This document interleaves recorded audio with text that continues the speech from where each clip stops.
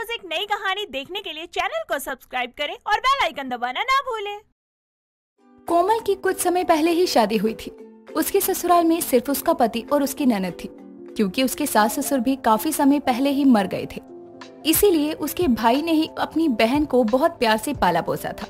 अब उसकी जिम्मेदारी कोमल पर आ गई थी। एक दिन कोमल अपनी ननद जस्सी से कहती है, अब तुम पूरी 21 साल की हो गई हो और इस उम्र में तो मेरी शादी भी हो गई थी। तुम बताओ कब कर रही हो शादी? अरे भाभी, अभी मेरी उम्र ही कहाँ है शादी की। आप भी ना, जब करनी होगी तो कर लेंगे। अरे ऐसे कैसे, मैं तुम्हारी भाभी हूँ, पूरा हक है मुझे तुम्हारी शादी के बारे में सोचने का। अगर आज माँ जी और ससुर जी जिंदा होते तो शायद वो भी इस बारे में तुमसे बात करते। अरे भाभी, अभी आप ये सब बातें करके मेरा दिमाग खराब मत करो। मैं जा रही हूँ कॉलेज। जरूर इसका कहीं ना कहीं चक्कर चल रहा है, तभी ये बार बार शादी की बातों को इग्नोर करती है। पता लगाना ही पड़ेगा, वरना ये हाथ से निकल जाएगी तो लोग सोचेंगे कि भाभी से एक ननद नहीं संभाली जाती। यहाँ कोमल अपनी ननद की शादी के बारे में सोच रही थी। वहीं दूसरी ओर जस्सी अपने कॉलेज का बहाना करके अपने बॉयफ्रेंड रोहन के साथ पार्क में घूमने के लिए जाती है, जहाँ जस्सी रोहन से कहती है, रोहन, तुम्हें पता है आज सुबह सुबह भाभी ने मुझे रोक कर कह रही थी कि 21 की हो गई हो, शादी नहीं करनी क्या। बड़ी मुश्किल से मैंने उनसे पीछा छुड़ा कर आई हूँ, वरना कुछ दिनों में वो मेरी शादी करवा ही देती। ये तो तुमने अच्छा किया। वैसे भी अब तुम्हारी उम्र कहाँ है शादी की, जो अब से शादी के चक्करों में पड़ोगी। आराम से करना शादी। तुम कहना क्या चाहते हो? तुम मुझसे शादी नहीं करोगे? मैंने अभी तक इस बारे में कुछ सोचा नहीं है, क्योंकि अभी मैं अपनी लाइफ एंजॉय करना चाहता हूँ। क्या कहा? कुछ सोचा नहीं? इसका क्या मतलब है? मुझे तो लगा था कि कुछ समय बाद हम दोनों शादी कर लेंगे, लेकिन तुम तो कुछ और ही कह रहे हो। अरे यार जस्सी, तुम पागल मत बनो। मुझे अभी शादी नहीं करनी है। अभी मैं कुछ नहीं कर सकता। अरे तुमसे शादी कर भी लूंगा तो कहाँ रखूंगा, तुम्हें क्या खिलाऊंगा? ये सब बस एक बहाना है। सच तो ये है कि तुम मुझसे प्यार करते ही नहीं हो, है ना? यार जस्सी, ऐसा कुछ भी नहीं है, पर सच में जब मैं अपने पैरों पर खड़ा हो जाऊंगा तो मैं तुमसे खुद शादी के लिए कहूंगा, पर अभी नहीं। और कैसे खुद के पैरों पे खड़े होगे तुम? अभी क्या मेरे पैरों पे खड़े हो? तुम्हें तो कुछ समझाना ही बेकार है। इतना कहकर अब रोहन वहाँ से गुस्सा होकर चला जाता है और जस्सी भी उससे नाराज अपने घर आ जाती है। यूं ही कुछ दिन और बीत जाते हैं। दोनों ने काफी समय से एक दूसरे से बात नहीं की थी। फिर खुद सामने से रोहन जस्सी को मैसेज करता है और माफी मांगता है। उस रात घर पर सिर्फ कोमल थी और कोमल जस्सी के कमरे में आकर कहती है, सुनो जस्सी, आज तुम्हारे भैया घर नहीं आएंगे तो आज रात तुम मेरे कमरे में ही सो जाना। ठीक है भाभी।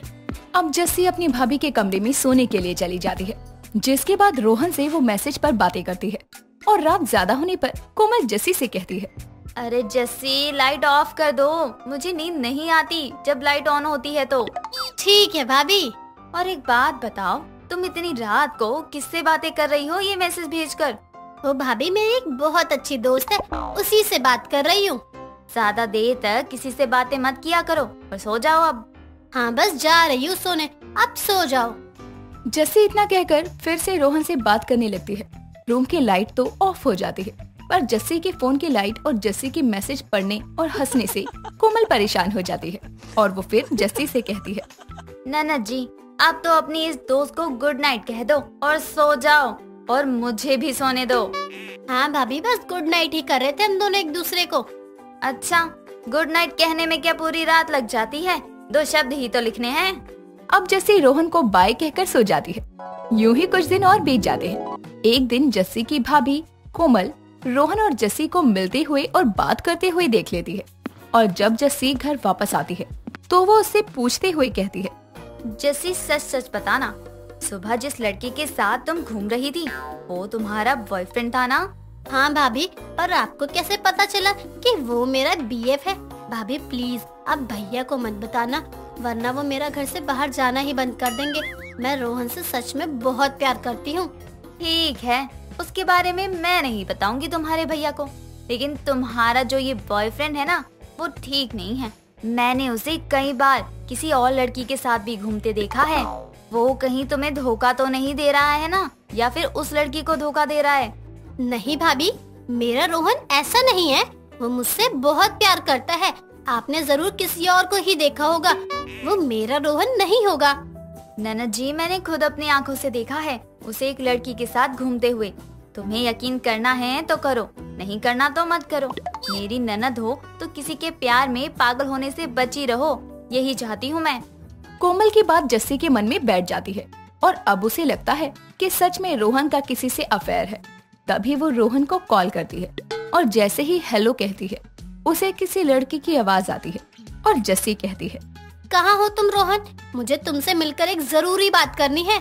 जस्सी, मैं अभी बाहर हूँ डॉक्टर के पास। वो क्या है ना, माँ जी की तबीयत थोड़ी ठीक नहीं है, तो मैं उन्हें दवा दिलाने आया था। अच्छा ठीक है, दिला दो दवाई अपनी माँ को। इतना कहकर अब जस्सी फोन कट कर देती है और सीधा उसी पार्क में जाती है जहाँ कोमल ने रोहन को उस लड़की के साथ देखा था। जब जस्सी वहाँ जाती है तो देखती है कि रोहन एक लड़की के साथ था और वो उसके सामने जाकर लड़की के पैरों में लेट जाती है और कहती है, नमस्ते आंटी जी, आपकी हालत तो काफी सही लग रही है, आप दिखने में भी बहुत सुंदर हो। अरे ये सब तुम क्या कर रही हो? पागल हो गई हो क्या? अरे माँ जी, आप गुस्सा क्यों होती हो? मैं आपके बेटे की होने वाली बीवी हूँ और अभी गर्लफ्रेंड हूँ। अरे कौन सा बेटा, कौन सी बहू? मैं अभी कुंवारी हूँ, पागल हो क्या तुम? रोहन, तुमने तो कहा था कि ये तुम्हारी मम्मी है जिसे दवा दिलाने तुम जा रहे थे, लेकिन ये क्या, ये तो मना कर रही है, मतलब कि तुम मुझे धोखा दे रहे थे। अरे जैसा तुम सोच रही हो जस्सी, वैसा कुछ भी नहीं है। रुको, मेरी बात ध्यान से सुनो। अब मुझे कुछ नहीं सुनना, अब तुम्हें मैं बताती हूँ प्यार में पागल कैसे होते हैं। अरे ओ अकल से पैदल, ये मेरी बहन है, एक बार में बात समझ नहीं आती क्या?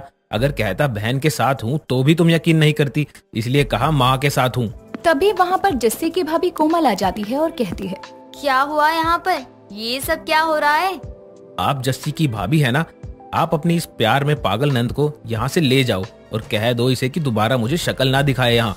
अरे मुझ पर शक ही करना है तो भूल जाओ मुझे, और हाँ, आज से हमारा रिश्ता खत्म। इतना कहकर अब रोहन वहाँ से चला जाता है और रोहन की ये सब बातें सुनकर जस्सी रोने लगती है। उसे महसूस होता है कि उसने रोहन पर शक करने की गलती की। कुछ दिनों बाद कोई उसे बताता है कि रोहन शादी कर रहा है। ये बात सुनकर जस्सी उससे माफी मांगने के लिए एक बड़े से ट्रक में डीजे बजाती है और अपनी गलती की माफी मांगती है और उसके घर के बाहर बहुत हंगामा करती है। जब रोहन को ये सब पता चलता है तो वो उससे कहता है, अरे पागल, शादी मेरी नहीं, मेरी बहन की है। तुम्हें क्या लगता है जो लड़की मेरे प्यार में इतनी ज्यादा पागल है मेरे लिए कुछ भी कर सकती है? अरे मैं उसे इतनी सी बात के लिए छोड़ दूंगा? कभी नहीं। रोहन की बात सुनकर जस्सी खुश हो जाती है और जस्सी की भाभी भी अपनी ननद का पागल वाला प्यार देखकर उसकी शादी रोहन से ही करवाती है। दिवाली का समय नजदीक था, लेकिन पूजा अपने रोज के कामों में व्यस्त थी। तभी उसकी सास प्रमिला आकर उससे बोलती है, बहू, तू इन कामों में लगी रहेगी क्या? दिवाली सर पर आ गई है। कहाँ माँ जी, मेरे सर पर तो कुछ नहीं है। अरे मैंने कहावत के तौर पर कहा था, दिवाली में तो अभी 1 हफ्ता है, तूने अभी तक दिवाली की सफाई तक शुरू नहीं करी। माँ जी, घर के और कामों से तो फुर्सत मिलती नहीं है, अब दिवाली की सफाई मेरे अकेले के बस की बात तो है नहीं। अरे तेरी जगह मैं होती ना तो अकेले ही एक्सप्रेस की तरह सारी सफाई कर देती, लेकिन तेरी हड्डियों में तो जंग लगा हुआ है।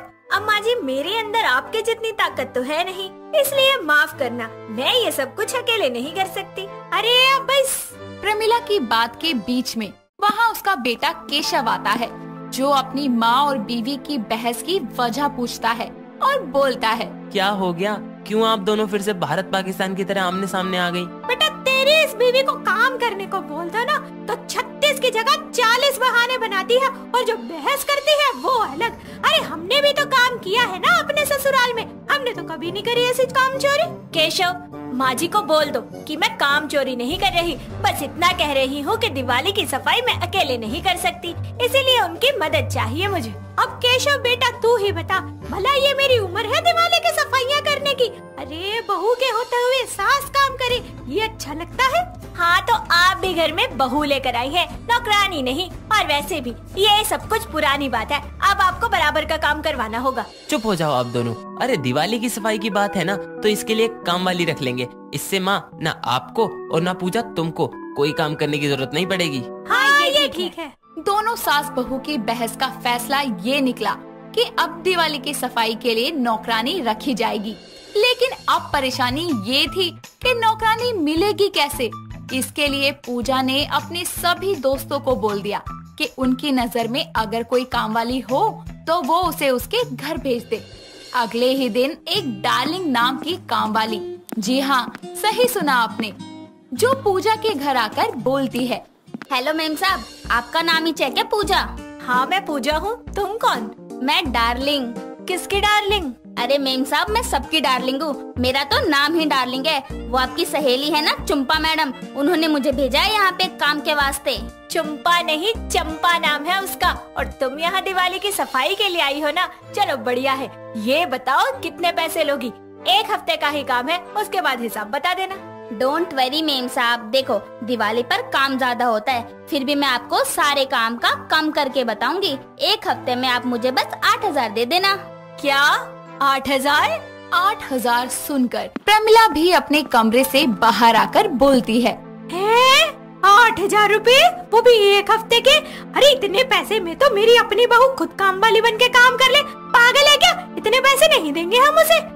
वैसे सच बात तो ये है कि अगर इसे नहीं रखूंगी काम पर तो मेरी सासू माँ मुझसे ही सारे काम करवाएगी।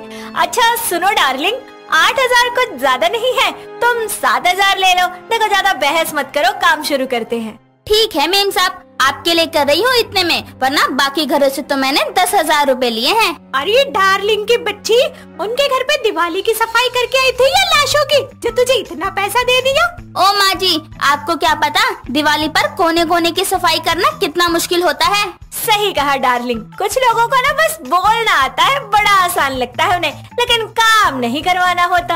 हाँ मार लेता नहीं, लेकिन एक बात तो सच है, तूने खुद काम से बचने के लिए इस डार्लिंग को रख लिया। हाँ, मेरे पास भी आपसे बहस करने के लिए टाइम नहीं है। चलो डार्लिंग, मैं तुमको काम समझा दूं।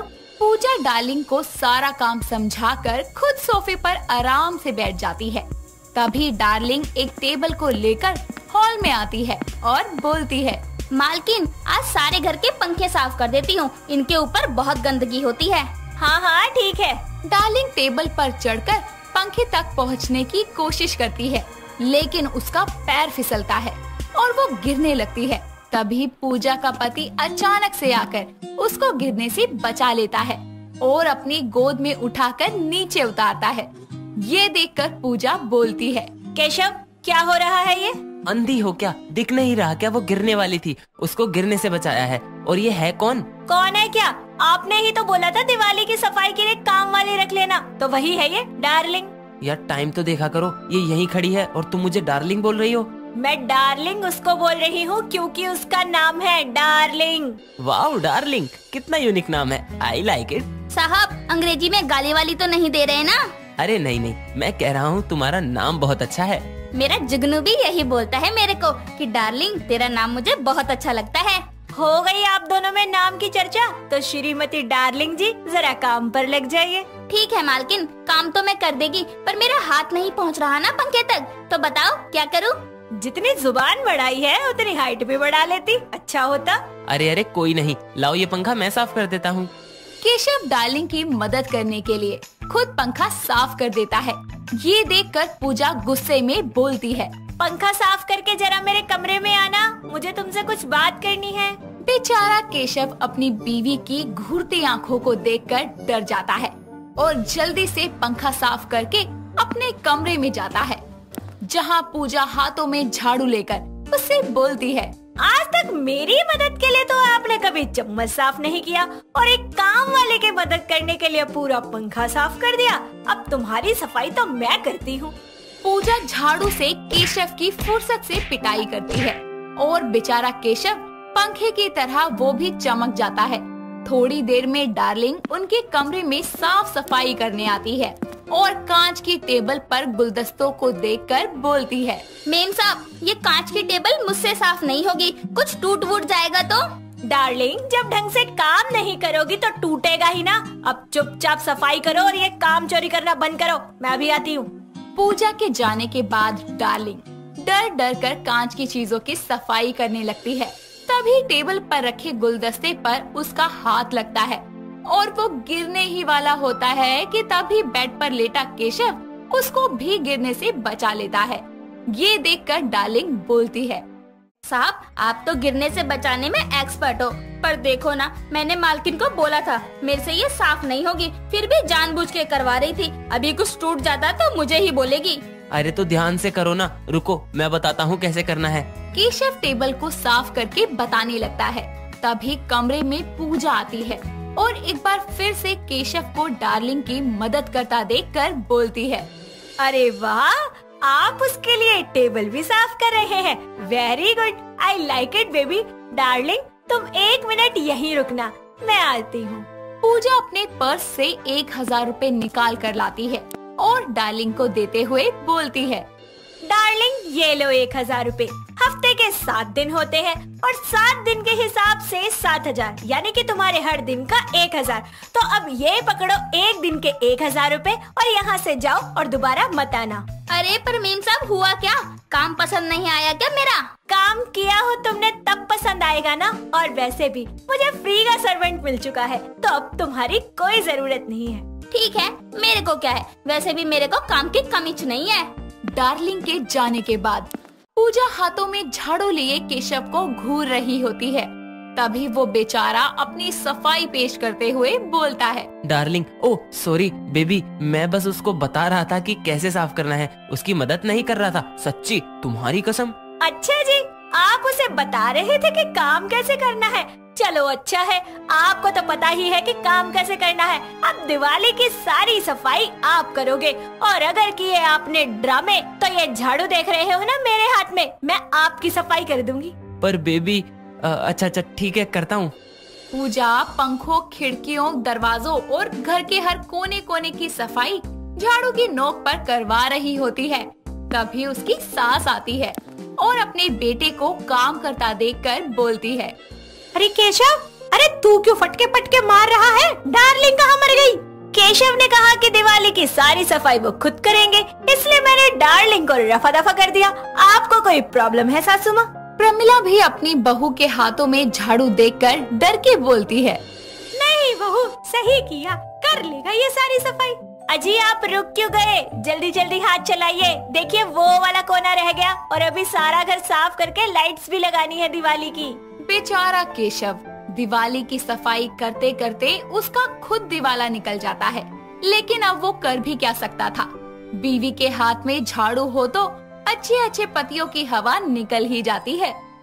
दोस्तों, अगर आपको ये कहानी पसंद आई तो इसे लाइक करें, शेयर करें और कमेंट करके बताएं कि कहानी में आपको सबसे अच्छा क्या लगा।